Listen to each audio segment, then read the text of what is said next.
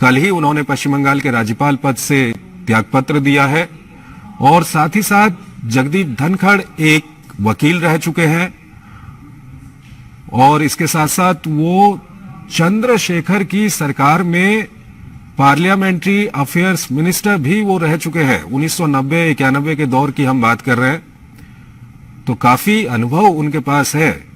राज्यपाल का उनके पास अनुभव है, उनके पास केंद्र में मंत्री पद का अनुभव है। केंद्र में खासकर अगर हम मंत्री पद की बात करें तो पार्लियामेंट्री अफेयर्स मिनिस्टर वो रह चुके हैं और अगर वो उपराष्ट्रपति बन जाते हैं तो उनको राज्यसभा के संचालन की जिम्मेदारी भी उनकी होगी। राज्यसभा के सभापति भी वो बनेंगे,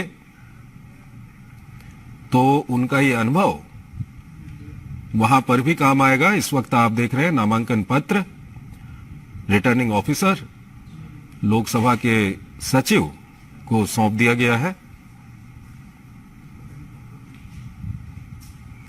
ये सीधे दृश्य इस वक्त हम आपको दिखा रहे हैं संसद भवन से, जहां पर प्रधानमंत्री नरेंद्र मोदी, गृह मंत्री अमित शाह, रक्षा मंत्री राजनाथ सिंह, बीजेपी अध्यक्ष जेपी नड्डा और उसके अलावा तमाम एनडीए के नेता, जिनमें अनुप्रिया पटेल भी दिखाई दे रही हैं, केंद्रीय मंत्री तोमर भी वहां पर मौजूद हैं और तमाम केंद्रीय मंत्री, तमाम एनडीए के नेता वहां पर मौजूद हैं और इस वक्त नामांकन दाखिल करने की प्रक्रिया चल रही है।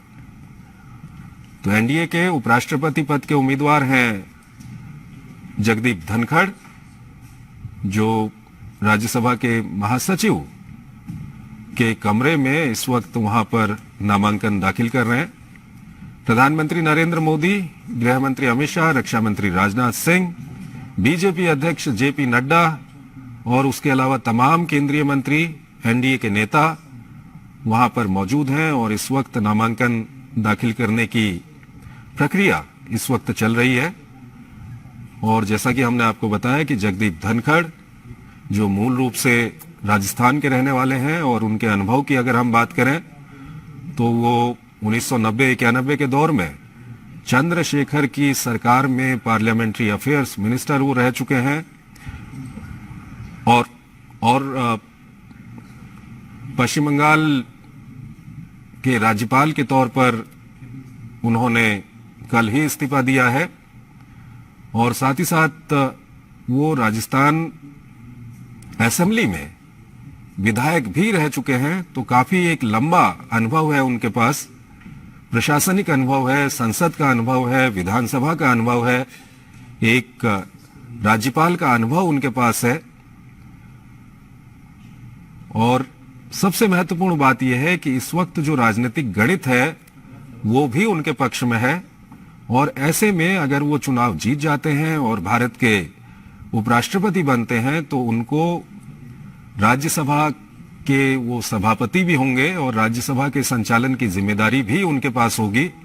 और उनका जो पुराना अनुभव है, चाहे वो संसद का अनुभव हो, राजस्थान विधानसभा का अनुभव हो या उसके अलावा 1990-91 के दौर में चंद्रशेखर की सरकार में वो पार्लियामेंट्री अफेयर्स मिनिस्टर रह चुके हैं, तो उसका अनुभव है, ये सारा अनुभव उनके काम आएगा। और इस वक्त ये सीधे दृश्य हम आपको दिखा रहे हैं संसद भवन से, जहां पर एनडीए के उपराष्ट्रपति पद के उम्मीदवार जगदीप धनखड़ इस वक्त नामांकन दाखिल करवा रहे हैं।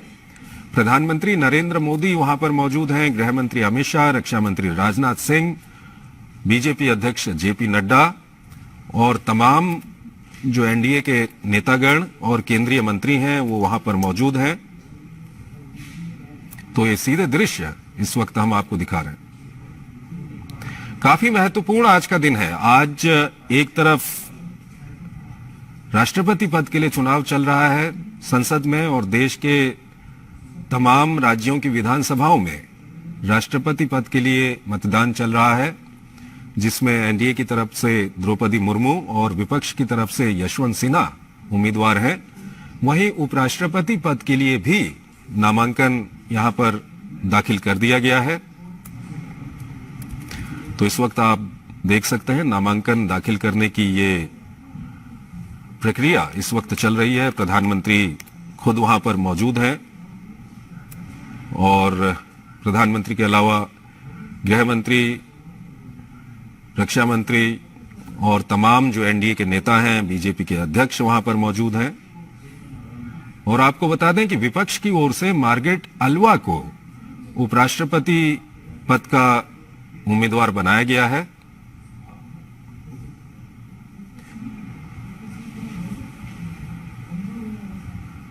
तो लोकसभा के सचिव हैं उत्पल कुमार सिंह, उनके समक्ष ये नामांकन इस वक्त दाखिल किया जा रहा है। तमाम एनडीए के नेता वहां पर मौजूद हैं,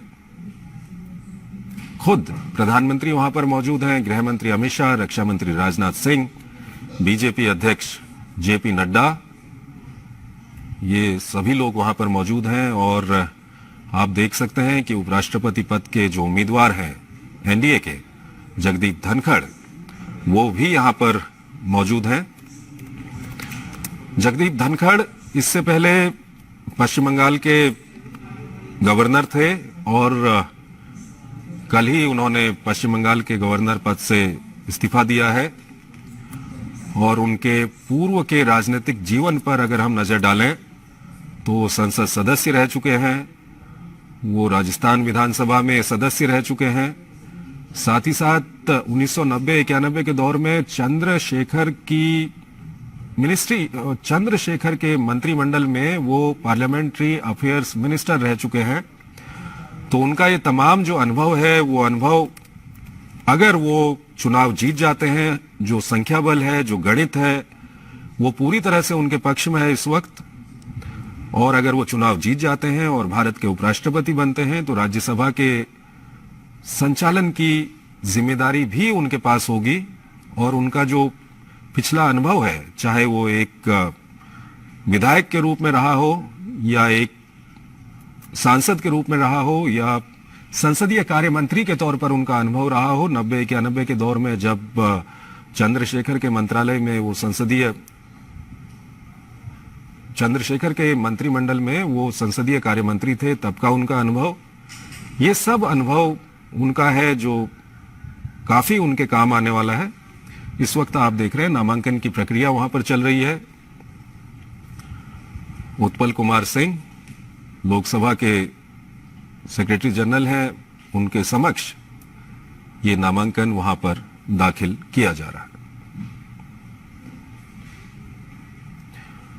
और विपक्ष की ओर से मार्गरेट अल्वा को उपराष्ट्रपति पद का उम्मीदवार बनाया गया है। और जो अभी तक खबर मिल रही है उसके अनुसार मंगलवार को, यानी कि कल, वो अपना नामांकन दाखिल करेंगे। फिलहाल नामांकन दाखिल करने के बाद एक जो रिसीप्ट की पर्ची दी जाती है, वो पर्ची इस वक्त दे दी गई है। और आप देख सकते हैं प्रधानमंत्री का अभिवादन स्वीकार कर रहे हैं जगदीप धनखड़। तो एक महत्वपूर्ण पल है। और इलेक्टोरल कॉलेज की अगर हम बात करते हैं तो राष्ट्रपति चुनाव में संसद सदस्यों के अलावा राज्यों की जो विधानसभा के सदस्य होते हैं वो मतदान करते हैं। लेकिन अगर हम उपराष्ट्रपति चुनाव की बात करें तो इसमें सिर्फ संसद सदस्य इसमें मतदान करते हैं।